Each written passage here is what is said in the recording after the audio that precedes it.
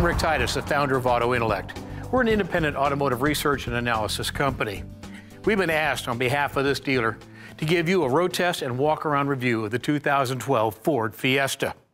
They believe, as we do, that the more information you have, the more confident in and enjoyment you'll get from the automobile you buy.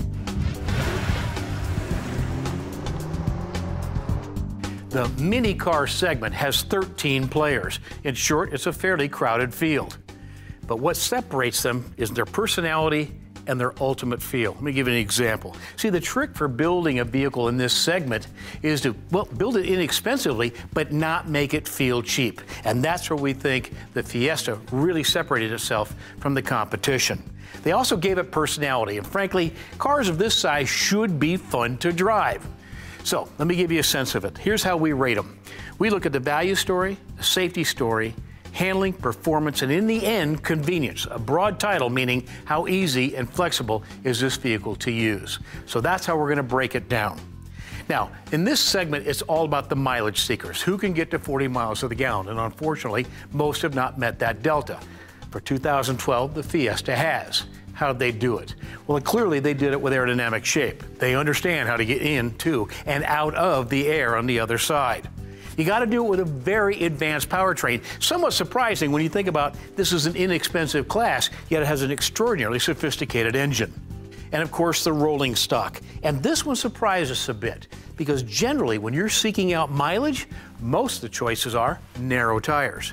They've gone to, and I think this is what adds to the personality of the Fiesta, they've gone to a very wide base tire and an even wider sport tire, and yet still achieve 40 miles to the gallon. Now, in part, the way they do that was a really good engine. It's a 1.6-liter Duratec. Frankly, it makes 120 horsepower and 112 feet-pound of torque. And if you look at that in the segment, very, very competitive. In fact, nearly top of game. And of course, they decided to mate that engine to either a manual 5-speed transmission or an automatic 6-speed. It's all about putting personality in here, putting a sense of, well, a tactile feeling of confidence and well-built, and of course, in the end, taking advantage of all the technology that you can possibly get your hands on. Let's talk about suspension and why that contributes to personality. Okay, so where does personality or fun to drive come from? And that's a fair question. There are some key hardware reasons, and there's some very solid engineering reasons to make a vehicle have a personality and be fun to drive. It starts with rack and pinion steering and of course, the feel of the steering wheel. What makes a car fun is when it's responsive, when it goes almost where you intuitively think it to go. That makes a car fun to drive and very reassuring at the same time.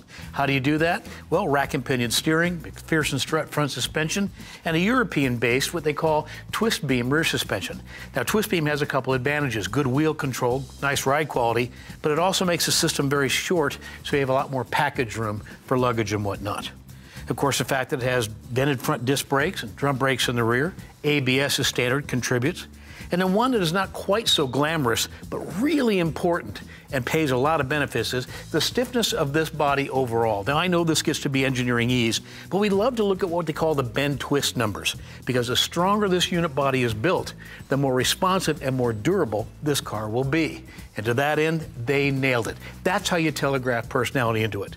Of course, the fact that you can go out and drive the vehicle in any number of different conditions and know that it's got advanced track, it has ABS, and it has traction control as standard, these are the things that really contribute. And then one last detail. I talked about that 40 mile per gallon club. How do you get there? Well, one of the ways they do it is they no longer drive the power steering off the engine. They drive it off an electric motor. And it's given them the ability to really respond to what they call scrub radius and friction circle and the feel of the wheel. Now it's far more reactive to what you're doing as a driver. All of these things contribute to giving, well, the 2012 Fiesta personality and fun to drive. All right, let's talk about other benefits, direct benefits, if you will, of this nice, strong body shell. I told you it makes it more fun to drive, more responsive to drive, but it also makes it stronger and safer. Here's what I'm talking about. Over 50% of this body shell is made of ultra high-strength steel. Probably a key reason why the Fiesta actually got from the Insurance Institute for Highway Safety their highest recommendation in all 4 crash categories. You don't get there easily, and I love to see it in the mini car segment.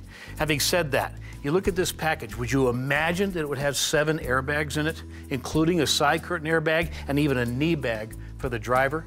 That's the kind of detail we look for. It went even further. We noticed head restraints for the second row passengers as well. Again, this tells me the moral content was there.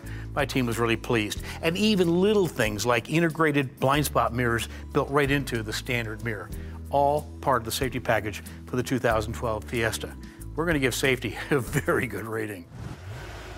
You know, at Auto Intellect, we often refer to the interior as the, well, purchase validator, or in some cases, the invalidator. What are we talking about? Well, this is the tactile message. This is where you're going to spend your time. So what does it say to you every day?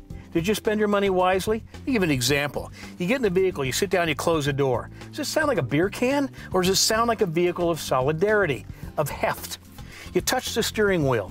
Is the column moving around, or do you really feel that this is attached to the car, that this is a means of communication and control? And of course, as you reach for the different elements on the dashboard, whether it's the HVAC or it's the audio controls, you want a message back into your fingertips that they're well built, going to last a long time. This gets missed a lot in cars in the inexpensive category, which automatically in a lot of cases flips over into cheap. We don't think that's the case here. Fiesta has done such a great job of bringing its European roots into this package and sending a message to you no matter where you touch this thing that it's well built. We appreciate that. Now, Fiesta is available in both a sedan and a hatchback. So if you want a trunk or if you just like the ability to open a big hatch, both come with 60/40 split rear seats. A nice feature at this level. And the fact that you can get more cargo in fact, quite a bit of cargo. Of course, I've already pointed out they had rear head restraints for the rear seats. Thought that was a very good detail. And of course, all the audio issues you would expect, MP3, sync, and of course, Sirius XM radio, all available in this platform. We love the gauges, and it's a funny thing to have to point out, but you'd be shocked at this level how many of these vehicles we get into, and you can't read the instruments worth a darn. I love seeing the tachometer. I love seeing the speedometer in big, large gauges. Okay, so let's talk about our rating system. We really anchor against 5 key points, and that, of course, is value, safety, handling, performance, and convenience. Now, that might sound like we're pretty demanding in terms of this car market size, but the truth is, we think everything's here solid. Let me give you the story. In terms of value, we love the initial base price and the fact that you have flexibility in either a hatchback or a trunk model, sedan model. We give that a solid check because the value is so good here in terms of what you get for your money in a car that, well, cheap to buy, but doesn't feel cheap when you drive it down the road. Of course, safety. Every safety feature we look for. If it was on a list, we'd want to see it. It's in the Fiesta as standard. Nicely done job there. In terms of handling, you bet. And that's what makes this car fun to drive. I love the tire size. I love the footprint. I like the rack and pinion steering, and I even like the rear suspension system in this vehicle. You got to give handling a solid check. And of course, there's performance. You know what? Engines that make big gas mileage, and 40 mpg is big gas mileage, and still get you down the road with solid scoot. And again, we believe at AI that it's all about performance makes, well, for passive safety.